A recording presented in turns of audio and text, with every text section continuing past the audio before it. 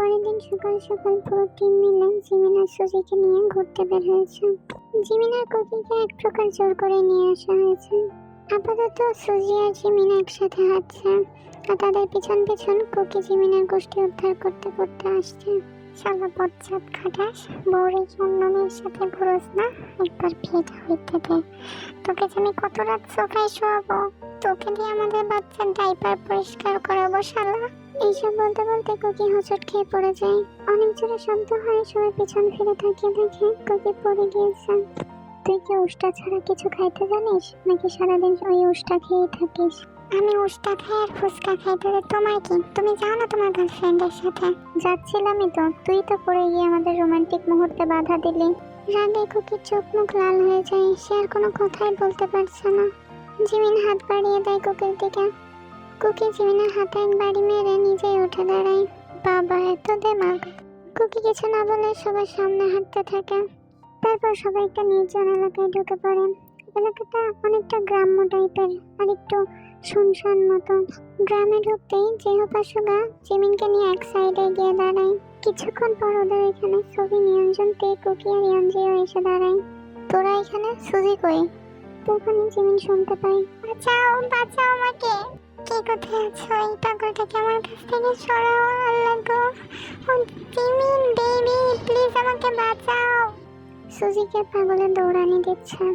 এই প্ল্যানটা আসলে সবিনের। সবিন সুজির পিছনে পাগল লেলিয়ে দিয়েছে। ঠিক আছে বজ্জাত বেটি, শাকচুন্নি কোথাকার, তোর সাথে ওরেই মানাই, ওরেই বিয়ে করে ফেল। আমার বউয়ের পিছনে পড়ে আছিস কেন, অসহ্য। জিমিন কুকির কথাগুলো শুনে মুচকি হাসে। তারপর এখান থেকে দৌড়িয়ে সুজির কাছে যায়। কোনো রকমে সুজির হাতটা ধরে উল্টো দিকে দৌড় দেয়। তারপরে গোলের মধ্যে হারিয়ে যায়। পরে পাগলটা তাদের খুঁজে পায় না। একটু পরেই সুজি আর জিমিন এসে হাজির হয় সবার কাছে। বেবি, আমি জানতাম তুমি আসবা, জানো আমি কত ভয় পেয়ে গিয়েছিলাম। ইটস ওকে সুজি, এখন তো আমি আছি, চলো গোড়ার সব মিটে থাকলে বাসায় চলো। তারপর জিমিন সবিনের কানের গোড়ায় এসে বলে, এইভাবে একটা মেয়েকে বিপদে ফেলা উচিত হয়নি তোর। সবিন ভয়ে একটা শুকনো ঢোক পেল। অন্যদিকে কুকির তো জেলাসিতে ফেটে যাচ্ছে। পরের দিন সবাই ছাদে বসে গল্প করছিল। তখন এখানে তে সবার জন্য কফি নিয়ে হাজির হয়। এই দেখো, সবার জন্য কফি নিয়ে এসেছি। তারপরে সবাই যে যার কফি নিয়ে নেয়। সুজি ওর কফিটা মুখে দিতেই তার মুখের রং বদলে যায়। ছি, এটা কফি, ইয়াক! ও মা গো, এটা কি বানিয়ে নিয়ে এসেছো? পুরো লবণে ভর্তি। সুজি আপু, কি বলছো তুমি এইগুলা? বিশ্বাস না হলে খেয়ে দেখো। না না না, আমি বুঝেছি, মনে হয় এই রহিমের মা এই কাজটা করেছে। বয়স হচ্ছে তো, চোখও দিন দিন নষ্ট হয়ে যাচ্ছে, কোনটা লবণ কোনটা চিনি বুঝতেই পারছে না। এমন মানুষকে কাজে রাখো কেন যে কাজ করতে পারে না? ইয়ার, আমার তো বমি পাচ্ছে। সুজির গা গুলিয়ে বমি বের হয়ে আসার উপক্রম। সে তাড়াতাড়ি নিজের মুখটা ধরে তার রুমে দৌড় দেয়। সুজি যাওয়ার দিকে তাকিয়ে সবাই একজোড়ে হেসে ওঠে। জিমিন সবার দিকে শান্ত দৃষ্টি নিক্ষেপ করে নিজের রুমে চলে যায়। এইভাবেই কাটছে তাদের দিনগুলো। তারা এক মুহূর্ত সুজিকে শান্তিতে থাকতে দেয়নি। সবসময় তারা কিছু না কিছু শয়তানি বুদ্ধি এঁটেই গিয়েছে। এখন তে কিচেনে সবার জন্য কফি বানাচ্ছেন। সুজি কিচেনে আসে। তে ভাবি, কি করছো? এই তো কফি বানাচ্ছি সবার জন্য। তো দুদিন পরে তো এই বাসার বউ হবা, সবার জন্য কফি নিয়ে যাও। আচ্ছা ঠিক আছে, দাও আমি নিয়ে যাই। সুজি কফির ট্রেটা নিয়ে লিভিং রুমে যায়, যেখানে বাসার সবাই উপস্থিত ছিল। সুজির কাছে আসতেই ইয়ঞ্জি পা দিয়ে কার্পেটটা দম দিয়ে দেয়, যার কারণে সুজি কফির ট্রে সহ নিচে পড়ে যায়। গরম কফি কিছুটা তার হাতে পড়ে। আহ, কি জ্বালা করছে! জিমিন বেবি, আমার হাতটা পুড়ে গেল। সুজি কান্না করতে থাকে।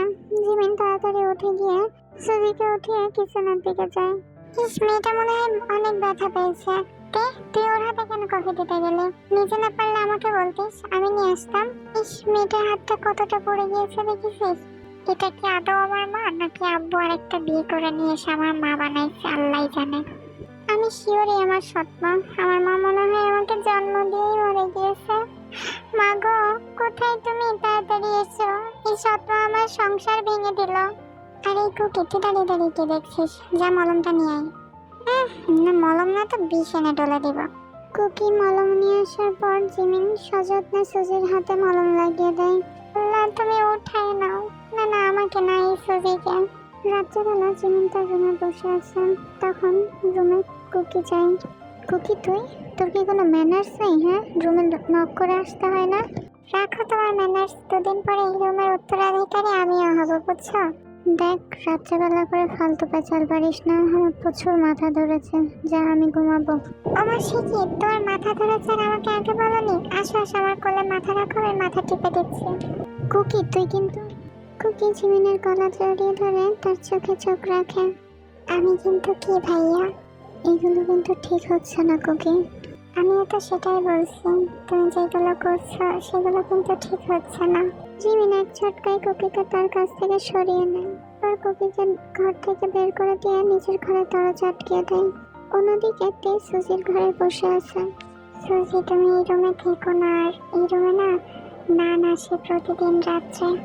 তুমি মনে হয় ঘুমিয়ে থাকো বলে দেখোনি, যতজন এই রুমে এসে থেকেছে সবাই মৃত লাশ হয়ে ফিরে গিয়েছে।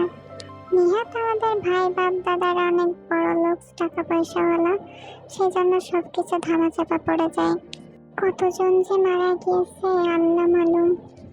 আচ্ছা থাকো, হ্যাঁ আমি না একটু কাজ আছে বুঝছো, তোমার ভাইয়া মনে হয় চলে এসছে, কালকে দেখা হচ্ছে। হ্যাঁ, তুই চলে যাই। না না সে, এটা কি আদৌ সম্ভব নাকি? নাম তো জাস্ট সিনেমাতেই দেখা যায়, আজব পাবলিকেরা।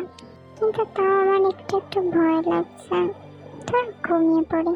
সুজি, সুজি। কে? সুজি ঘুম থেকে উঠে দেখে 3টে বাজে। এই এত রাত্রে সুজিকে কে ডাকলো? কে কে কে ডাকছে আমাকে? এইভাবে ডাকার কি আছে? ভয় লাগে না আমার? সামনে আসো। তখনই আয়নার পিছন থেকে নান বেরিয়ে আসে। সুজি গগন বিদারে এক চিৎকার দিয়ে সেন্সলেস হয়ে যায়। তারপর নান নিজেও আয়নাতে নিজের চেহারা দেখে, কেউ এক চিৎকার দিয়ে অজ্ঞান হয়ে যায়। নানটা হচ্ছে আমাদের মোস্ট ব্রেভ বয় যে হোক ছিল। যাই হোক, সুজির রুম সাউন্ড প্রুফ ছিল বলে কেউ কোনো চিৎকার শুনতে পায়নি। পরের দিন সকাল হইতেই সুজি জিমিনকে জানায় তার পাপা এসেছে এবং সে এঙ্গেজমেন্টের আগ পর্যন্ত তার পাপার কাছে থাকবে।